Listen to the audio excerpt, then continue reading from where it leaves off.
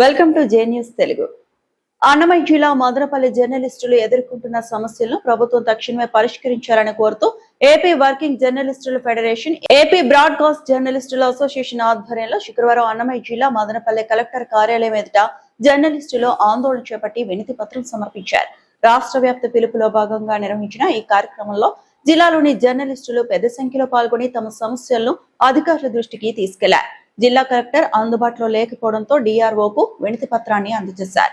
వినతి పత్రంలో జర్నలిస్టులకు ఇళ్ల స్థలాలు, గృహాలు మంజూరు చేయాలని, జర్నలిస్టులపై దాడులకు పాల్పడే వారిపై కఠిన చర్యలు తీసుకోవాలని కోరారు. అలాగే మీడియా కమిషన్ ఏర్పాటు చేయడంతో పాటు ప్రమాద బీమా సౌకర్యం కల్పించాలని, ఆరోగ్య బీమా పథకాన్ని సమర్థవంతంగా అమలు చేయాలని డిమాండ్ చేశారు.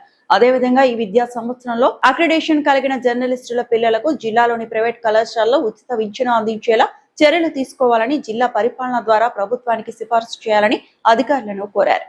జర్నలిస్టుల న్యాయమైన డిమాండ్లను ప్రభుత్వం వెంటనే పరిష్కరించాలని నాయకులు విజ్ఞప్తి చేశారు.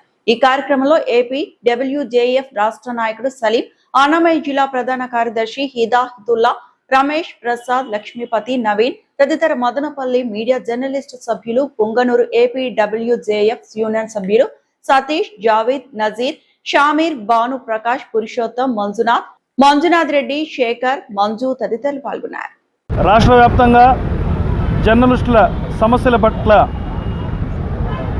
రాష్ట్ర అధ్యక్షులు ఆంజనేయులు గారి ఆదేశానుసారం మదనపల్లె జిల్లా కలెక్టర్ హెడ్ క్వార్టర్స్లోని కలెక్టర్ ఆఫీస్ ఎదురుగా జర్నలిస్టులందరూ ఒకటిగా డిమాండ్ చేసే సందర్భంగా కలెక్టర్ ఆఫీస్ వద్ద నిరసన కార్యక్రమాన్ని ఏపీడబ్ల్యూజేఎఫ్ యూనియన్ తరఫున చేపట్టడం జరిగింది.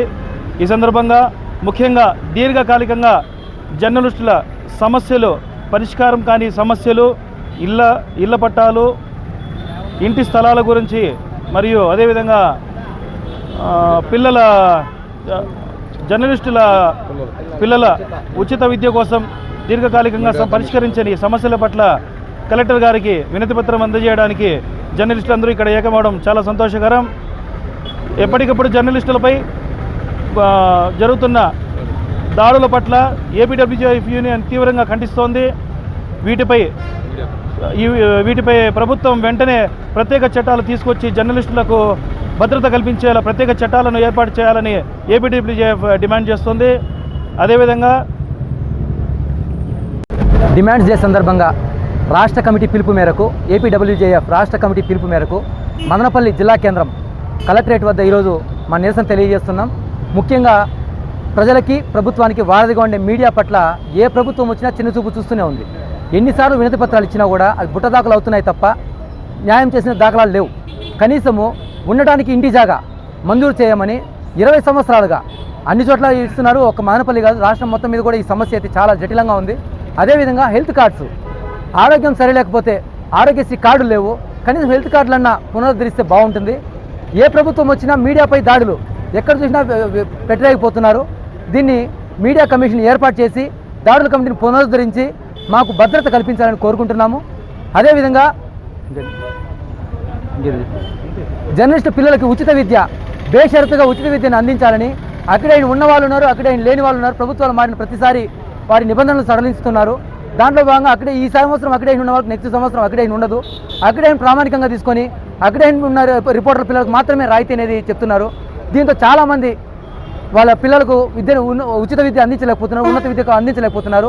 కాబట్టి దీన్ని దృష్టిలో పెట్టుకొని మా పిల్లలకు అందరికీ కూడా ఉచిత విద్యను అందిస్తూ 60 ఏళ్ళు పైబడిన రిపోర్టర్లందరికీ కూడా పెన్షన్ను మంజూరు చేయాలని సవినయంగా కోరుకుంటున్నాం.